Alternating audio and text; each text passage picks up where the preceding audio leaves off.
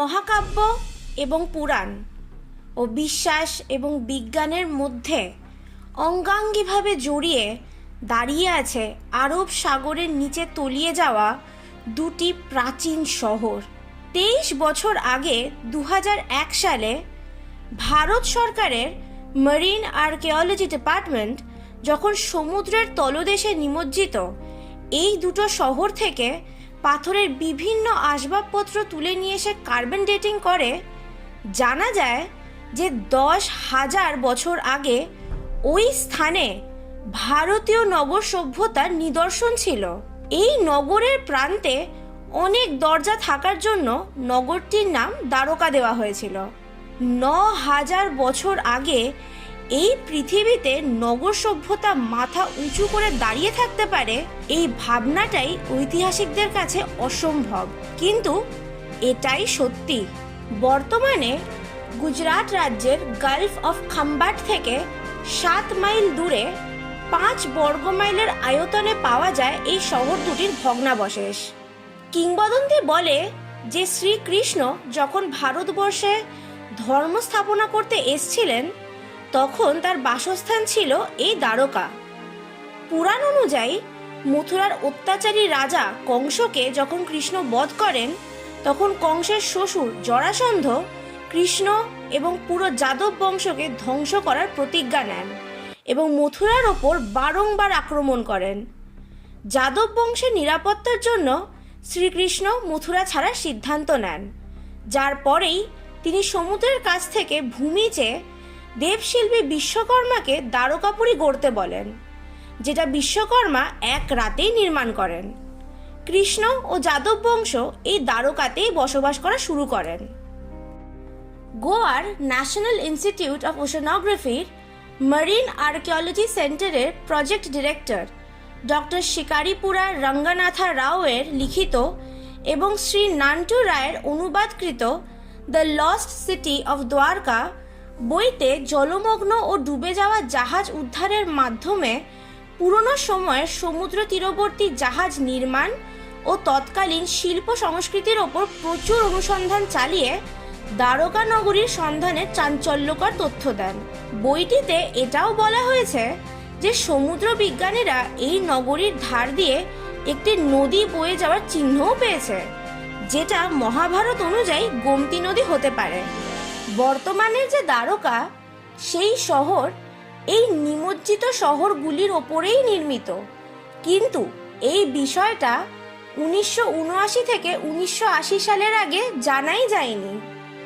ভারতীয় সমুদ্র উপকূলে অনেক ডুবে যাওয়া প্রাচীন বন্দর আছে, কিন্তু প্রত্নতাত্ত্বিক আবিষ্কারের মধ্যে ওই শহর দুটিতে পাওয়া একটি প্রাচীন বন্দর সবচেয়ে চাঞ্চল্যকর ঘটনা।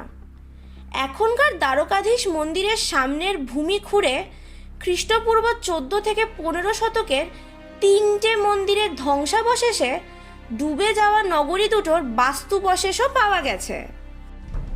এই মন্দিরগুলির মধ্যে খ্রিস্টপূর্ব 9ম শতকে নির্মিত বিষ্ণু মন্দির সবচেয়ে কম পুরনো, যার মধ্যে বিষ্ণু, শিব ও অন্যান্য দেবদেবীর চমৎকার সব ছবি আঁকা রয়েছে। প্রথম দিকের মাটির স্তরে একটি লাল রঙের মৃৎপণ্যের খোঁজও পাওয়া যায়, যেটার কার্বন ডেটিং প্রসেস করে জানা যায় যে এই মৃৎপণ্যটি প্রভাস ক্ষেত্রের, আর সেটার বয়স আনুমানিক 1500 খ্রিস্টপূর্বাব্দ। প্রভাস ক্ষেত্র বলতে বোঝায় যে সৌরাষ্ট্রের দক্ষিণাঞ্চলীয় সমুদ্র উপকূলে অবস্থিত আরেকটি তীর্থক্ষেত্র। এর ফলে ধারণা পাওয়া যায় দ্বারকার সমুদ্রের কাছাকাছি জায়গায় জনবসতি ছিল। এমন ধারণা পাওয়ার পর ডুবে থাকা দ্বারকাকে খুঁজে পাওয়ার সম্ভাবনা আরও বেড়ে যায়। ন্যাশনাল ইনস্টিটিউট অফ ওশানোগ্রাফির বিজ্ঞানীরা দ্বারকার খোঁজে নামার আগে ভালোভাবে কচ্ছের উপকূলের মাটি পরীক্ষা করেছিলেন, যার ফলে জানা যায় 10,000 বছর আগে কচ্ছের অঞ্চল প্রায় 60 মিটার উঁচু ছিল। দ্বারকার সঠিক অবস্থান খুঁজতে ত্রুটি রাখেননি বিজ্ঞানীরা। পুরনো পাঠ্যপুস্তকে কিংবদন্তির দ্বারকার যে বিশদ বর্ণনা দেয়া হয়েছে তাও বিবেচনা করা হয়েছিল।